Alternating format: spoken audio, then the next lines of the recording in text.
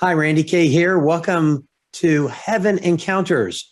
My guest today is Jojo Morris, and he had an experience in heaven before God the Father, who had judged him in heaven after he had been attending a very strict religion, and he had been judging others in accordance with this very strict religion that he had been raised in. So you're going to want to hear this. His neck cracked, and immediately he was in heaven. So, Jojo, great to have you with us today. Thank you so much. It's such a pleasure and honor to be here. And I hope that everyone listening is blessed by this. I'm sure they will, Jojo. And we've got to dive right into this. Tell us about how you were raised in this very strict religion. Absolutely. So it all started back in 1995 when I was born. I was born into a mainstream American family there in Texas, and my parents decided to start homeschooling at a very young age. So at age 2 or 3, our family relocated to a farmstead in Oklahoma where we met a Mennonite group, and we went from being a mainstream American family, having movie night every Friday, going shopping regularly, my mom and the girls going to the mall, to sewing our own clothes, growing our own food, milking our own cows, collecting eggs, and being completely removed from society, being cut off from all of our extended relatives, and being raised in a very, very strict religious group. But as the years went on and as the years passed, I noticed something in my family that started switching. Instead of being loving and open-minded, it started turning into a fear-based mindset, and I started struggling with a lot of night terrors as a young child. I remember the earliest night terror I had was at age 5. I was paralyzed in a bed with a demonic oppression over me, and it made me so scared. And for years, 7, 8, 9, 10, even 13 years old, I would have these demonic attacks. And during that time, I also struggled with bedwetting, and that builds a lot of shame up as a teenager when you're struggling with something that you should have gotten over as a child. And so here I am living in this closed off society, being punished for little things. And I think that God is always angry with me. I'm raised with the mentality that God will punish you if you make one little small misstep, going outside without asking for permission, or saying something to the neighbor that's not a believer, or something like that. And it's like I was held under a strict rule and reign, and I was led to believe that God Almighty was watching over every little move and criticizing me. At age 14, I decided to give my life to Jesus, and right away I noticed a instant change. I became joyful. I had struggled with awful anger issues at that time before I gave my life to the Lord, and I would go and beat up things. It was very shameful for me to talk about an awful relationship with my siblings at the time. There's 8 of us in our home. My parents had a nice sized family, but it was very dark during those years. So when I gave my life to Jesus, there was an evident change, but then everyone was saying, oh, this joy is going to pass. Don't get too excited. You're going to get cold. So just sort of wait off. And everyone was really, it was raining on the day that I thought it should be shining. But there was one person that encouraged me, and she was quite a bit older than me. She was about 15 years older than me at the time. And she said, Jojo, God has a special calling over your life. Don't let anybody crush this unique personality and gift that God's given you.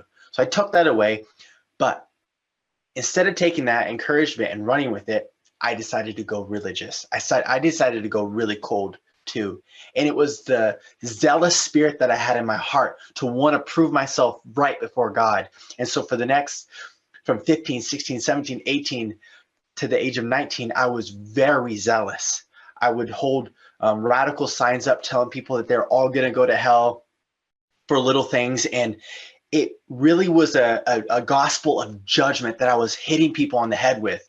I was judging ladies for having their sleeves too short, or if they weren't covering their head, I would judge them and say, you're going to go to hell if you don't change this. And it was very judgmental. Instead of focusing on what God has now showed me, I was focusing on the law. And I was focusing on being obedient to the law and getting those brownie points, or getting those recognition points with the Father according to the religious system I was raised in. So I rose quickly within the church and became a leader. I started leading the young people, started leading choir. I was very charismatic in a religious way that caused a magnetic type of personality to surround people and get other people radicalized around me. But God had different plans. I love being outdoors. And when I was 19, we had built this outside hockey rink, and it was wintertime, so the water had frozen, and we're out scuffling around. But unfortunately, an accident happened where a hockey puck came and smashed my face in. It was very devastating. And I was so confused because I thought that if anything bad happened to you, it was because God was angry with you. So I went to the emergency room. The doctor was saying I might lose my whole entire lower lip. My teeth were really messed up at the time. But that started a 1 year of what I call my Mein Kampf, my inner fight. Dietrich Bonhoeffer speaks of this as well. Corey ten Boom talks about this in The Hiding Place, where we all go through this dark time of our life where we just question everything. We have to find ourselves. And I started spiraling into depression during that time. I read the Bible religiously. I read it for mileage, and I was a student of the word. I knew the Old Testament in and out. I knew the New Testament in and out, but I didn't know God's heart. During that year that I was getting my face surgery done, I had a miraculous healing happen. What should have taken 3 years to heal was healed in 12 months. But during that time, they stopped sending an accountability partner with me to town, so I had more freedom. So I took that freedom and went shopping. I would go to the mall by myself, and I would take that extra 2 or 3 hours to go and talk to other church leaders. And during that time, my mind started opening up, but yet I would sort of judge them still. I would still preach at them. And I started writing music during this time. And a lot of things are happening as I'm saying here, but I started writing music, and it was like this urge that I had in my body to write. And I would teach that to the choir. The choir would go sing it at an event, and people would come back and be like, where did this music come from? And then I would get in trouble for it. So not only did my face get smashed in, the elders were upset that I was writing new music. And I felt like God was slapping me on the face for this gift. During that time, women were being oppressed around me. Moms were being told to shut up in church. They were never allowed to speak and share at all. It was very patriarch setup, and it was very oppressive. And so I'm looking around wondering what my life purpose is, because I feel like the very gifts that I have are being stomped on. I go home, and there's a raging fight in our home. And there was unfortunately a lot of some bad things happened in our home at that time. Even though my parents are very loving, there was a bipolar relationship going on with all of us. And that dark depression that was in me was bubbling over as well. And so I went into the house. It was not a good environment. I ran right to my bedroom, and I was done with everything. I was done being judged by the elders. I thought God hated me. I was done with God because I felt like he had judged me because of that accident. And I felt like life was purposeless. I saw people being pushed down. I saw people being oppressed.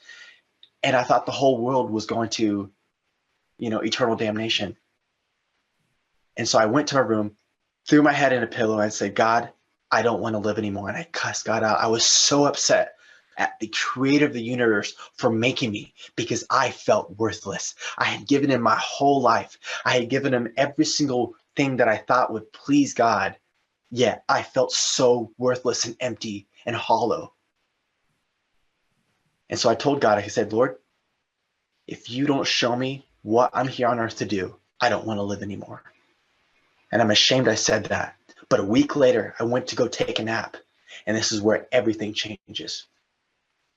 I go to lay down, not thinking much of it. I set a 29-minute timer. I instantly lay on my bed. And the moment my head touched my pillow, I felt a loud crack in my neck, and I couldn't move. I was paralyzed.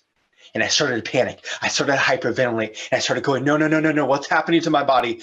I'm 20 years old. This should not be happening. I'm a young, healthy man. What's going on? I started hyperventilating over and over and over again. And I realized I was dead. I realized I could not re-enter my body. Moments later, I saw the back of my body. And that's when I realized I couldn't get back into my body. I was a spirit separated from the flesh. And I realized my hand could go through things. My hand went through the dresser nearby me. And in a panic moment, I ran out of my bedroom right through the wall, and it felt like a light wind. And I started screaming at a lady that was she was walking into the wash house with a baby on her hip, because our community did all the laundry in the middle. And I said, help, help, help. My body's dead in there. I need help. Someone please help. But she didn't respond. Her eyes were glazed over. We were trapped. I could not access the physical world anymore. And at that moment of desperation, my hearing started going berserk. I started hearing supersonically. I started hearing things from miles away in a nearby town. And during that moment of just a stunned reality, it felt like a cheese grater was just grating on my senses. It was a mental overload. An angel showed up to my right, this tall angel, and he said this one line. He said, "It is time for judgment." Mm-hmm. And chills just went through my body, and I'm thinking, well, I'm dead.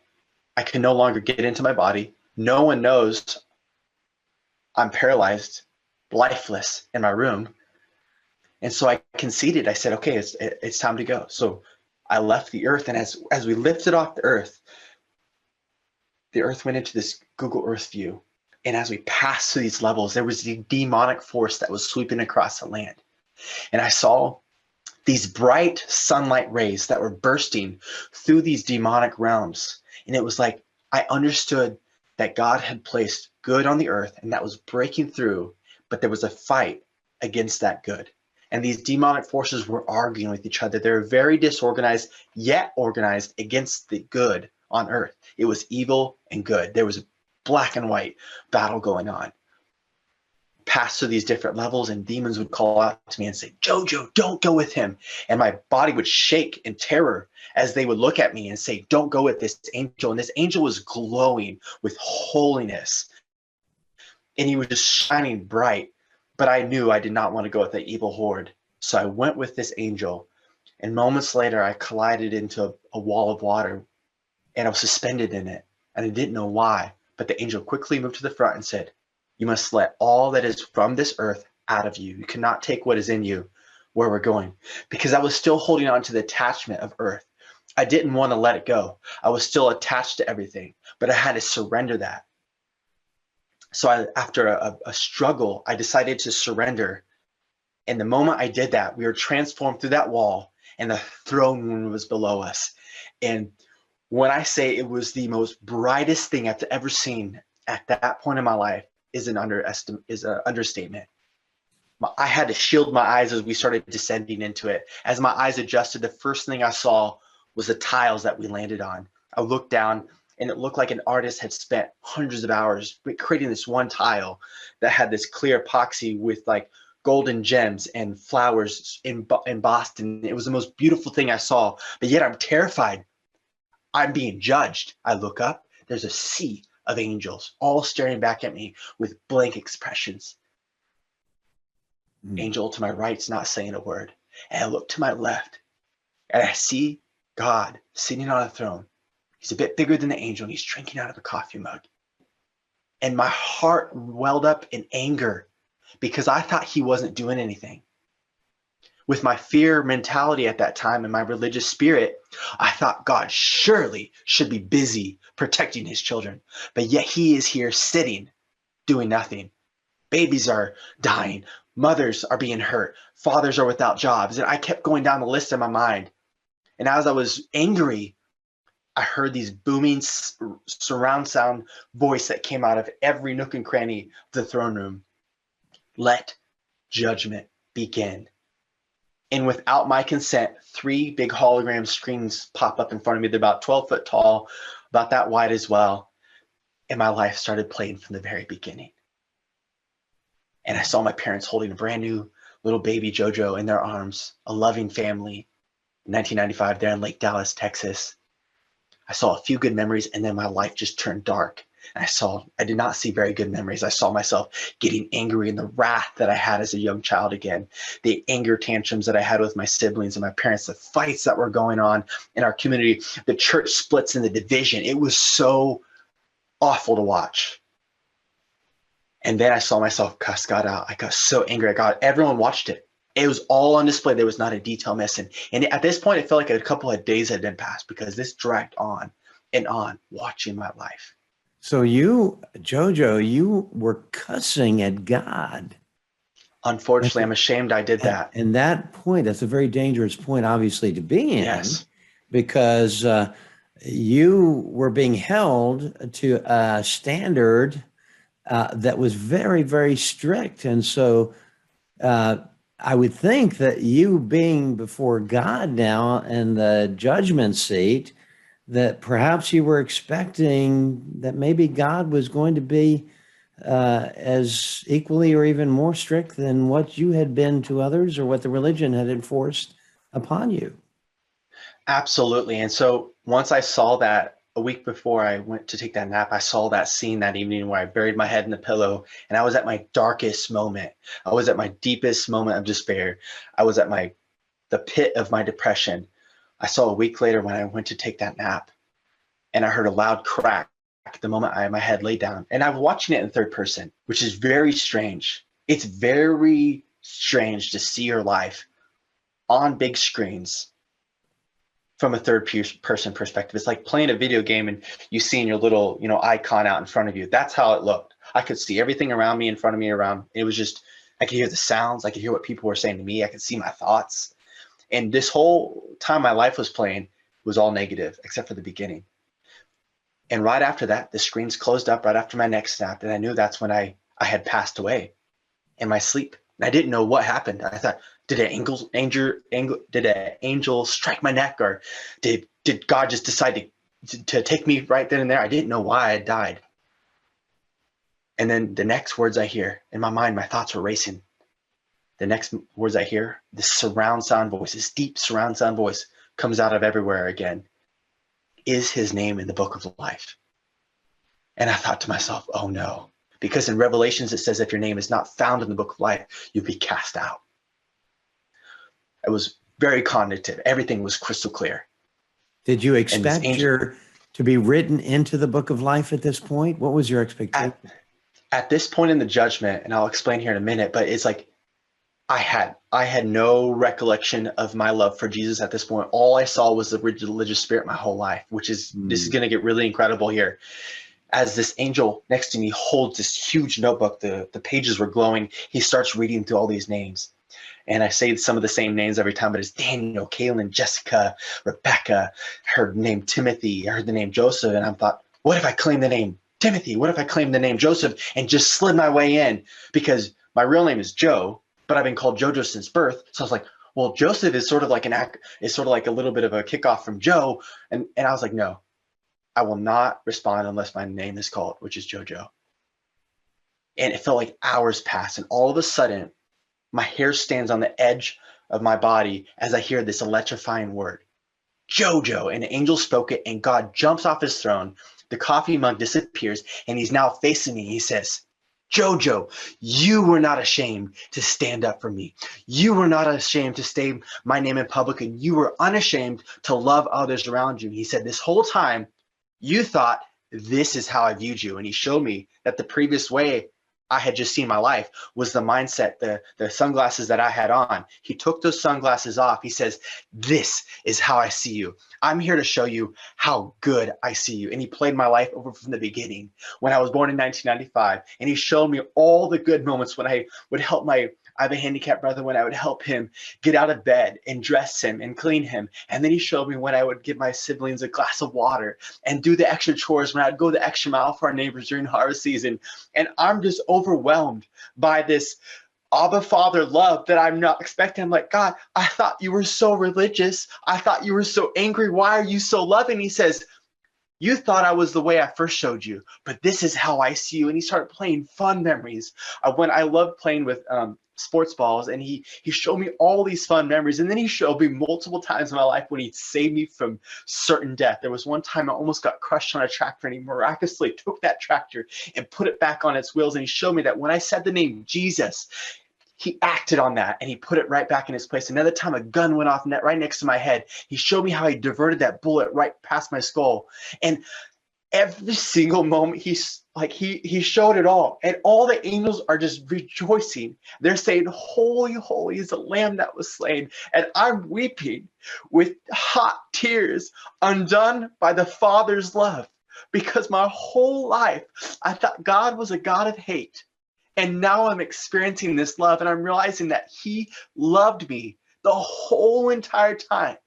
He felt every whipping I had. He felt every ounce of shame. I felt that omnipresence that we've all been told about. God is everywhere. He's like the oxygen we breathe. he showed me that that was true. And I started just crying my eyes out. And as these big hot tears started falling, I noticed they didn't hit the ground. I was like, God, why aren't my tears hitting the ground? And he reminded me the verse in Psalms, I've caught all your tears and put them in a bottle. Paraphrase it there. And I was just like overjoyed. And at that moment, he had wrapped me in this like rainbow infused hug. There were so many colors flying around, but I looked down and I saw the old JoJo just flying away. The bitterness, the deceit, the lying, the hating, the anger problems, the illness, the sicknesses that I had borne my whole life, all just melting off like hot slag. And I saw this new body being formed. And I started feeling renewed. My mind was clear. I had no guilt. I had no shame. The fear that had plagued me my whole entire life was wiped away. And that is the most freeing feeling I've ever felt in my whole life. And I knew at that moment, my favorite moment was knowing I was forgiven and that one lost sinner had come home and all of heaven was rejoicing. It says in the scripture, when one lost sinner comes home, all of heaven rejoices, or comes into the fold, to be more clearly. And I knew that God is a passionate God that desires to have a relationship with each one of us. And while we're in the throne room, God got so excited. And I'm going to go into some of the details, and I've done it in other interviews, but one of the interesting things that God said to me is he says that the desires that you've had in your heart, JoJo, to write music and to love other people, to serve other people, those are from me. Those desires that you've questioned, that other people have questioned, those are actually from me. I've placed them in your heart. And my eyes just got so big. I thought to myself, like, you've been with me this whole time. Like, those good ideas were not my own. They were your ideas, but yet you gave me credit for them. And I realized that God is so intentional that he loves to give us good ideas and he compliments us for those ideas. He started talking about inventions, and he just went on and on about how he inspires people to build and to do good on this earth. And I realized that the good I saw on earth was God working among his children, and the enemy hates that. And it just was so amazing, freeing. Moments later, he says these words. And now when he's talking, I hear his voice within me. Just the strangest thing to hear that voice from within. It wasn't just around me anymore. It was coming from within me because he had purified me. He had forgiven me. That religious spirit that was just so rotten. He just healed me of that. And he said, I want you to learn these two things. I want you to know my word, and I want you to know music. Excuse me. And when he said, I want you to learn my word, my heart leaped with joy. But then when he said music, I knew he wanted me to have fun for eternity. And that's what I knew. He was like that on a whole nother level. I realized he was an intentional God that wants me to have that eternal impact. He showed me some incredible things. But the biggest point that I learned from this all, moments later, I woke up and I was shocked to be back on my bed. My alarm was going off. It was 29 minutes. I had been gone. Felt like I'd been gone for almost a week. Time stopped, it felt like, but yet I was only gone for 29 minutes. But the thing I learned the most is that God is a God that wants to have a personal relationship with you. He sent his son, Jesus, to die on the cross to save us from our sins. And he desires that we have a personal relationship with Jesus. And when I talked to the Father, I felt like they were all in one. I didn't see Jesus, but I knew that my healing needed to happen with the Father.